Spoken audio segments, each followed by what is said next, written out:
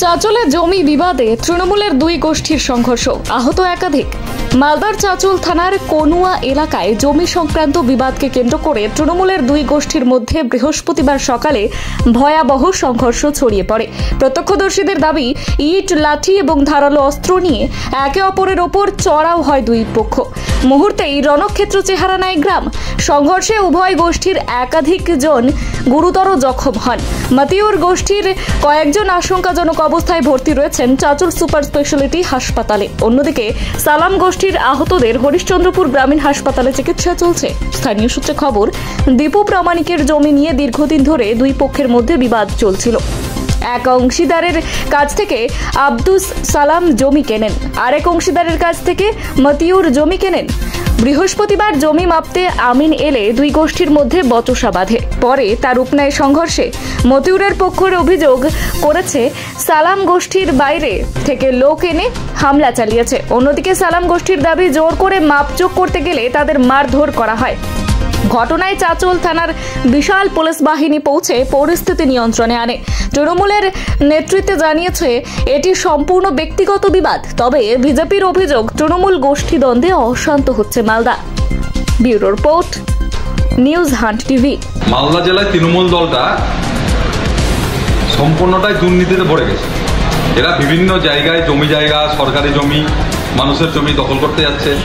এগুলো নিয়ে সম্পূর্ণটা একটা মাটির দালালি করছে এবং সমস্ত রকম করাপশানের যুক্ত হয়ে গেছে। এর ফলে সব জায়গায় দুটো গোষ্ঠীর মধ্যে গণ্ডগোল হচ্ছে। এখানেও তৃণমূলের দুটো গোষ্ঠী, তাদের মধ্যে এই ব্যাপক গণ্ডগোলটা হয়েছে। আমাদের একটাই বলার, যে তৃণমূলের গোষ্ঠীদ্বন্দ্ব হোক, নিজেরা সেটা করুক, কিন্তু এটাতে যেন সাধারণ মানুষ ক্ষতিগ্রস্ত না হয়, আর প্রশাসন যেন সঠিক ব্যবস্থা না। তৃণমূল করছে বলে তাদেরকে ছাড় দিয়ে দিবে, এরকম ঘটনা যাতে না হয়। ঘটনাটা হলো যে আজকে আমরা আমার যে দাদা আছে নদী, ওর জায়গাটা আমিন দিয়ে মাথা দিয়ে দিয়েছিল।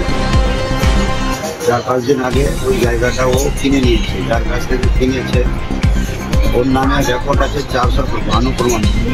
কিন্তু ও কিনে ডুপ্লিকেট দাম করে 800 টাকা। এটা আমরা দলিল তুলি, ম্যাজিস্ট্রেটের কাছে যাই, ম্যাজিস্ট্রেট বলে যে এটা ডুপ্লিকেট হয়েছে, ও 400 টাকারই মানুষ, ও 800 টাকা উঠতে পারবে না। আমি জায়গা কিনেছি একটা বাড়ির পাশে, 8 শতক জায়গা। হিন্দু লোকের জায়গা কিনেছি। ওরা হলো বাবার 4টা ওয়ারিস, একটা হচ্ছে স্ত্রী, 2টা ছেলে, একটা হচ্ছে মেয়ে। মেয়েটার নাম হচ্ছে ভানু প্রমাণিক। আমি ওই মেয়েটার 8 শতক জমি কিনেছি লিগালভাবে, ওয়ারিস সূত্রের সম্পত্তি। এবার মনোয়ারা যেটা কিনেছে ও ভুলভাল রেজিস্ট্রি কিনেছে, ভুলভাল জায়গা কিনেছে। গাজলি করে জায়গাটাকে ও ছাড়ছে না। যে মূল মালিক আছে দীপু প্রমাণিক, ও মূল জায়গা অলরেডি 800 তো বিক্রি করে দিয়েছে। তারপরে কি হলো? আমার যে এখানে 4 শতক জায়গা, আমার আমিন এসেছিল জায়গাটা বাড়ি দিব বলে।